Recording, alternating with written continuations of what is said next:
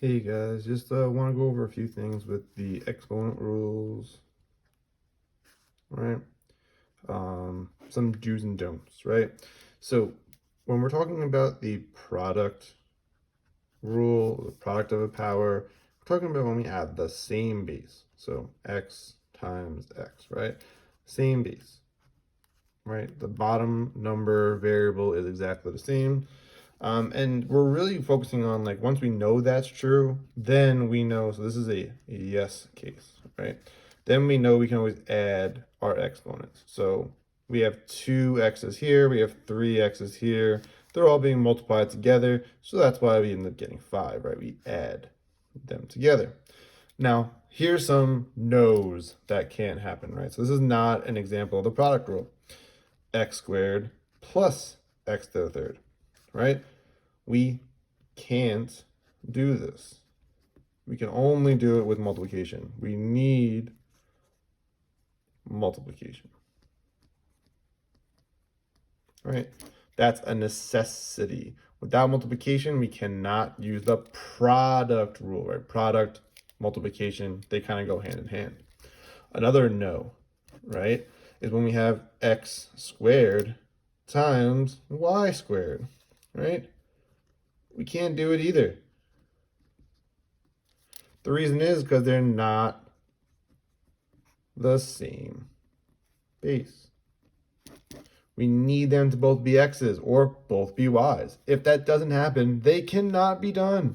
And these two rules kind of go along with all of the other rules.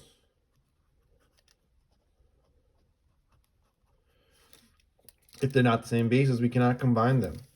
If they're adding, or in this case, next one, subtracting, we can't do it either, right? So now let's focus on the quotient rule.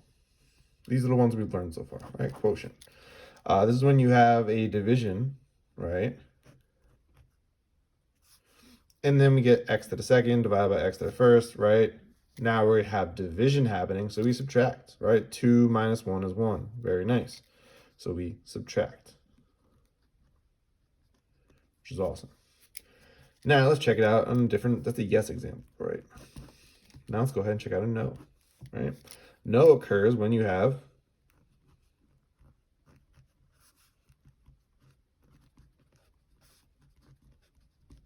same thing, can't do it, right? Yeah, we can't subtract. We don't know what x is, so we can't.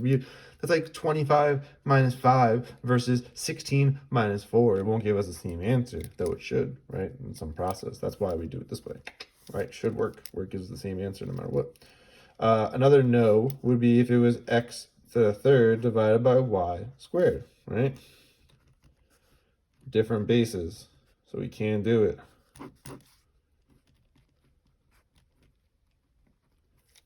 Right, so those are some nice easy ways for us to show that we are, using these rules correctly. However, now what we're learning is how to actually combine them. Now what we're going to do is the power rule, right? The power rule kind of can mess up us a little bit, just a little bit. But the hint for here is that there's only one base. If you ever see something where there's one base involved in this kind of scenario, like x, right, single base right there, squared to the third, right, one base, two exponents. That usually means you have the power rule. This is where you're going to multiply. If you notice the differences between the power rule and the product rule, they are very similar, right? In this case, you're adding, but there's multiplication involved here. Here we have two of the same base, but different exponents. That's going to give us the multiplication, right? One base, two exponents, multiply. Two bases, two exponents, and multiplication we add. So that's kind of the differences between the two. Now let's go into like some SAT level stuff. So just so you guys know, this is definitely going to be incorporated in the SAT. So don't think that's just going away.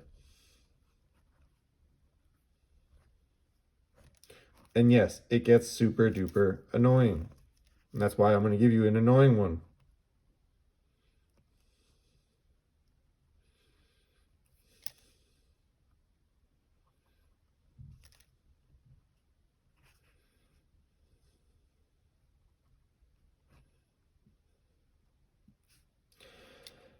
So here we go, all right? I'm trying to keep away from negative exponents. Obviously, there's a chance that can happen. We'll get to that lesson in the next lesson. But let's take a look, right? First things first.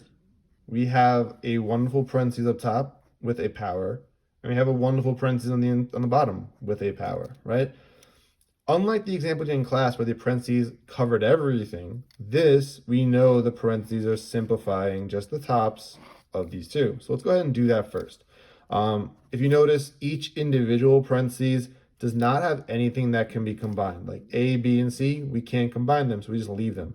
A and B, we can't combine them, so we leave them, right? So let's go ahead and focus on the top one. What we do is, since we do the separate parentheses first, the top one's the first parentheses, we're going to treat, each variable on their own. So 5 goes to 2, the 5 goes to the 4, and the 5 goes to the imaginary number 1, which I'm going to put in now. So we're going to show each one. If you want me, I can even expand this, right? 8 a squared to the 5th times b to the 4th to the 5th times c to the 1st to the 5th. If you guys look, I have expanded each one showing that same thing. Let's go ahead and do that. This is multiplication again, a to the 10th, multiplication again, b to the 20th, multiplication again, c to the 5th, right? So if you look, I did each individual thing in the parentheses, but now I have to go ahead and focus on the bottom, right? In the bottom denominator, we only have 2 bases. I got rid of the c. I didn't want that to be there. So now we're going to go ahead and treat these two separately, right? 4 times 2 is 8. And 2 times 2 is 4. If you notice, I'm lining these up correctly. I'm lining them up directly on top of each other because I want them to cancel out eventually. So what I'm going to do now is separate these. I'm going to do each individual variable by itself.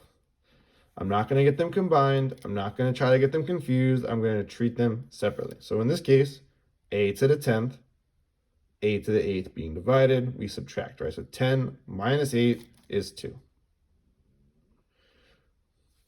Over here, b to the 20 divided by b to the 4th. Since we are dividing common bases, we're going to subtract. So 20 minus 4 is 16. And the last one, c to the 5th, well, there's no c in the bottom, so we can actually just not even do any subtraction. We're just going to put this on the bottom. We're going to put this in the final answer. And that's how we're going to get the final answer completed, right? First thing we do is get rid of parentheses if we can. We did that by distributing the exponents to each one of the different bases.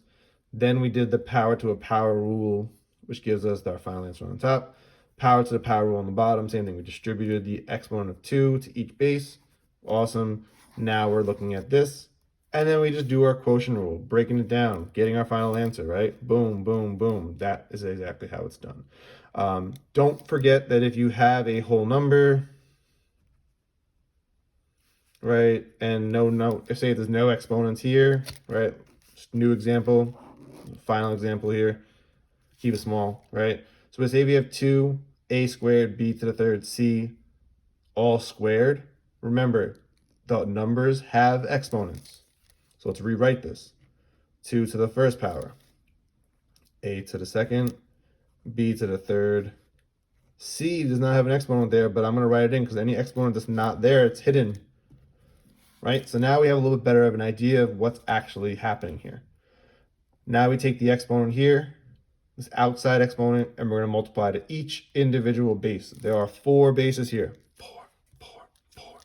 The 2, the a, the b, and the c, right? So each one gets a piece of this too. It's distribution. Boom, boom, boom, and one last boom. Bam, right? Emeril Lagasse. So now you go ahead and multiply these numbers. 1 times 2 is 2. 2 squared. A to the 2nd, so 2 times 2 is 4. A to the 4th. B to the 3rd. 3 times 2 is 6. B to the 6th. And then C. 1 times 2 is 2. And there we go. So hopefully this helps you guys out. If you have any questions, reach out and remind. Please let me know if you guys have anything. I'm trying to help as much as I can. All right, I'll talk to you guys soon.